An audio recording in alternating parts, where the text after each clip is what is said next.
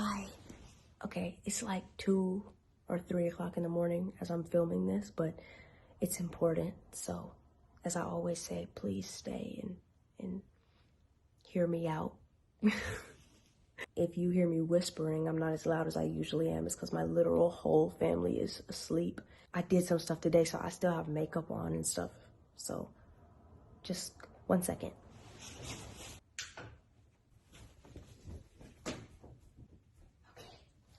Had a long conversation with family. There were some really powerful things that were talked about and that were said. And they have stayed with me.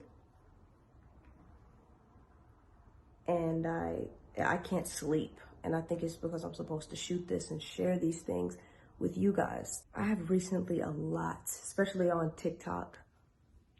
Whenever I mention God, I hear kids like, I need more proof. Like, you can't just expect people to believe something for no reason. Like, where's the proof? Like, you're gonna ignore scientific evidence and all of these things that go against God being real. And I don't really know where that came from. I don't know who told them that science has disproved God's existence, but that's not the truth. Scientists may tell you that God is not real, but science doesn't tell us that.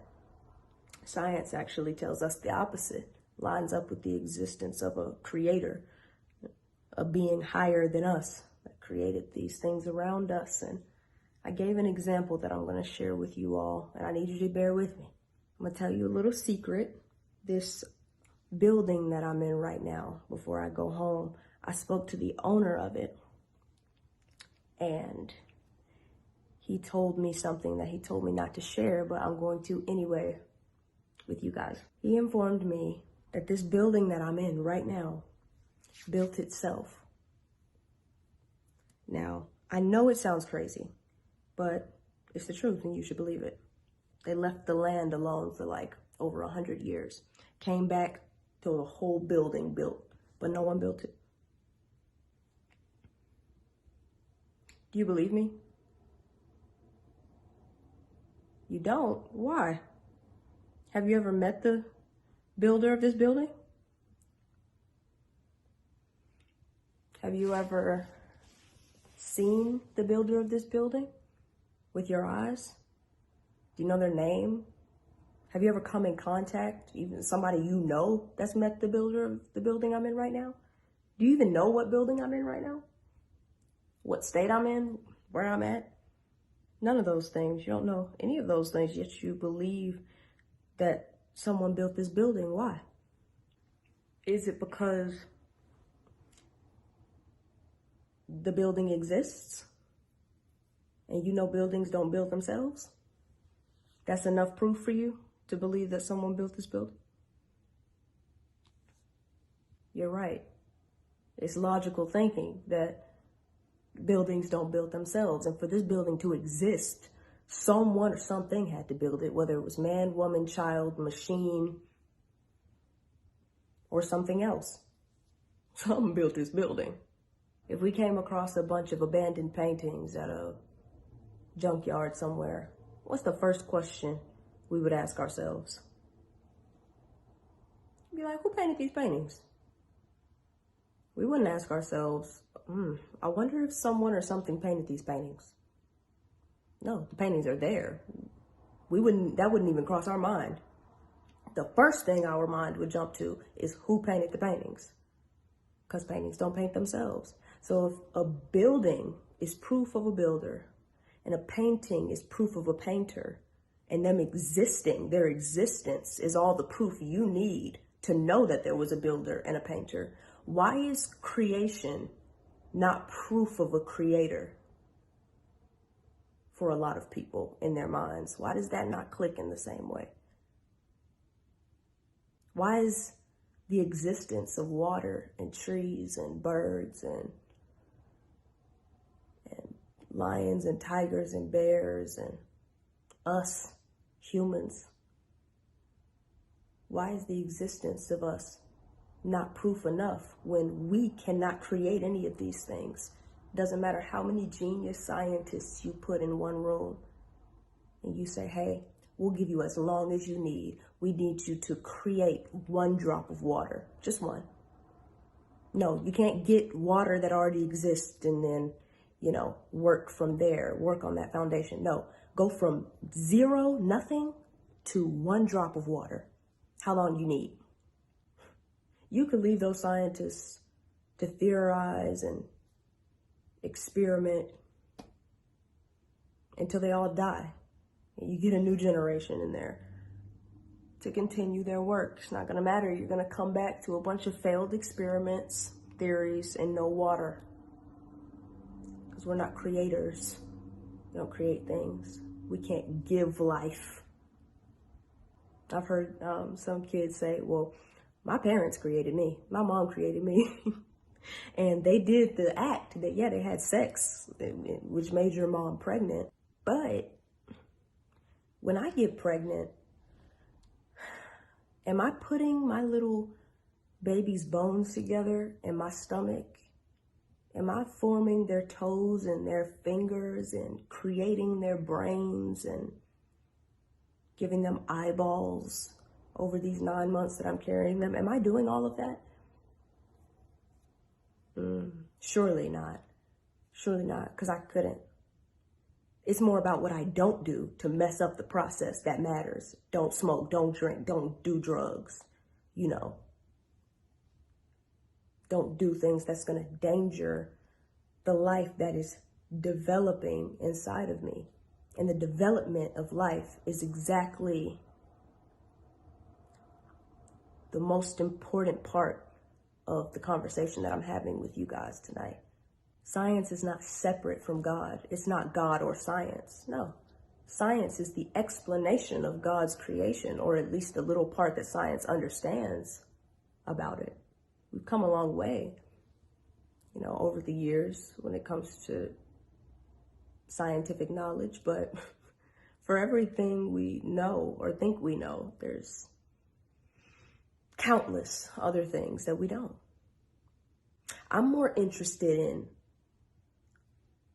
why this system exists and who created it. Because something did, we didn't, we can't. We can just study it. Science is knowledge, it is. But knowledge of what is the most important question. It's knowledge of creation. So I want to step further into what that means. Because it seems like science there, when it comes to certain scientists, science doesn't stop there, but certain scientists stop and they're just like, oh, well, those questions, we don't want to ask those questions. Well, we should. Because the answer to those questions is what's holding the meaning of life and the peace that so many people are looking for in life. It holds so many spiritual answers, so many answers to so many questions that we have spiritually. When we only focus on our logical minds and what our logical minds tell us, but we turn off our spiritual intellect so that they're not working in tandem because they're supposed to. You're only going off of what your logical mind tells you, things that you have seen, things that you've been told. Only that, without this, it will blind you to so many things around you. And when I say spiritual intellect, I'm going to give you a quick example and then I'm going to be quiet before I wake my family up. Say you're driving down a road and it's late. It's like now, when I'm filming this, like 3 o'clock in the morning. And so there aren't a lot of people on the road, but you come to a red light at some point, so you stop. You wait for cars. There might be 1 or 2 cars that pass in front of you. But then the light turns green. You don't see or hear anyone. Light's green. really no one around, what does your logical mind tell you to do? It tells you to go, right? Don't go past the speed limit, but go ahead and go at a good pace through that light. So that's what you start to do. But you get a feeling all of a sudden, a strong feeling, to not race through the light at your normal pace, but to creep, go slowly. And because this feeling is so strong, for some unexplained reason, you listen to it over your logical mind that's telling you there's nobody around, you don't see or hear anything that's dangerous, go. But you listen to that feeling, so you creep. And just as you're creeping out, this huge truck just, boom, plows through and passes right in front of your car. They ran the red light. And if you had gone at your normal pace, like your logical mind was telling you to do, you'd have been right in the path of that truck. You sitting there like, I am so happy I listened to that feeling. That's that spiritual intellect. People call it intuition. Like it comes from us, but we can't give ourselves knowledge that we didn't have a second ago. Like, do you understand how thermonuclear astrophysics works? No, I don't either. Can you explain it to yourself real quick? Can you teach it to yourself so that you can teach me? Because I'm curious. We can't teach ourselves things that we don't know. We need somebody to teach us. God is my teacher. That's how I'm able to sit here and tell you guys these things. I don't know these things until I say them most of the time. Because he gives me the knowledge because I'm supposed to tell you. He's real. That spiritual intellect is important. Up against your logical mind, it just saved your life. When what your logical mind was telling you off of things that it's learned, it heard from observations and whatever it's taken in through your life, it'd have gotten you killed or seriously injured. God loves us, all of us. Doesn't matter what we've been through. Doesn't matter how we're currently living our lives. No one's better than the other. No one's worse off than the other. No, we're all human, and we're all struggling every day with something. We're all in the same boat. None of us are in the position to be judging each other. The only human being that has ever walked the face of this earth that has been better, that has been good, is Jesus. But it's not about a religion. I'm not telling y'all, hey, join a religion, Christian up. Come on. I'm not telling you to do that. It's not about that. That relationship with God through his son, Jesus Christ, that personal relationship that church can't give you, another person can't give you. You have to make a decision to go and seek that out with God. And spend that time, just listening and getting connected, learning who he is, because you can't learn who he is and not love him. God is real. I'm telling you, God is real. I have no reason to lie about it. The choice comes in as to whether or not you want to get to know him.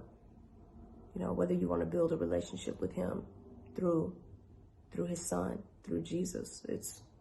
That's your choice. And nobody can take it away from you, and nobody can force it on you. It's your choice and your choice alone. Hopefully I didn't wake anybody up, but I'm going to go ahead and go. I love you guys. I'll talk to you soon.